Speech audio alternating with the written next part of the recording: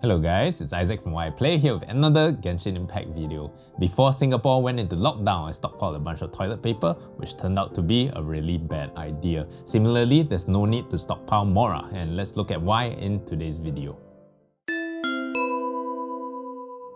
Number 1. The supply of Mora keeps going up. Starting in version 1.1 with the introduction of expeditions, we started to get 150,000 extra Mora a week, and after that we got the parametric transformer in 1.4, which gives a chance to give you 20, 40 or 60k Mora every week as well. Recently also there's been the daily web check-in event where every month we can get up to 60-something thousand Mora just by checking in every day.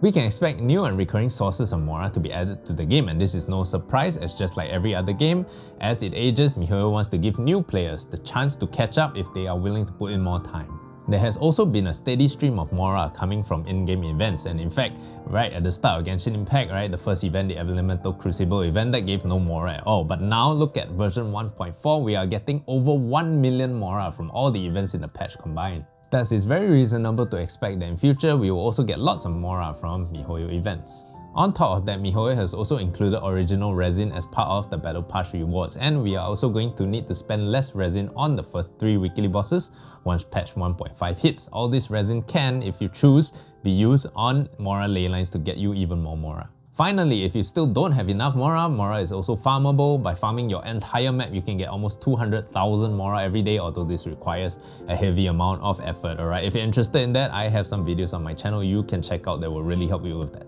Number 2, your demand for Mora keeps going down. Your first 4 to 5 months of Genshin Impact will probably be spent powering up your characters, especially your core team of 8 to 12 characters, so that they can handle the Spiral Abyss and all its challenges up to floor 12. Since everything costs Mora, including your character, weapon, talent and artifact levels, right, you're gonna be left with no Mora at the end of the day. This is completely understandable. However, once you've maxed your core team, then investing in further characters becomes a bit of a luxury, and therefore you don't really need to spend extra Mora on new characters, artifacts and so on. While previously you were combining all your 3-star artifacts into your 5-star artifacts to level them up, now you can sell them for Mora. So instead you will get a net gain of Mora rather than a Mora loss. Number 3, Mora isn't even the hardest resource to get.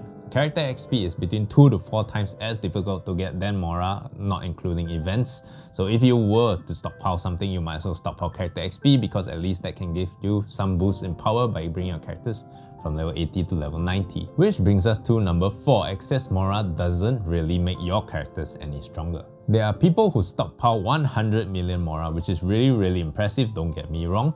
But if they had used all the resin that they had spent to get that Mora on artifact domains instead, they could have instead gotten close to 2,000 5-star artifacts, which definitely would have some power upgrades for their team. And on top of that, they will also be left with about 14 million residual Mora just from selling 3-star artifacts. Artifacts are much better investments since they can make your team stronger and can even be passed to future characters that you don't even know you want right now. As with all mobile games, we can expect MiHoYo to make currencies like Mora easy and easier to get over time. In conclusion, there's no need to stockpile Mora. Spend your resin on artifact domains instead. One more tip, what if I got a new waifu or husbando and I really want to get him up to max power?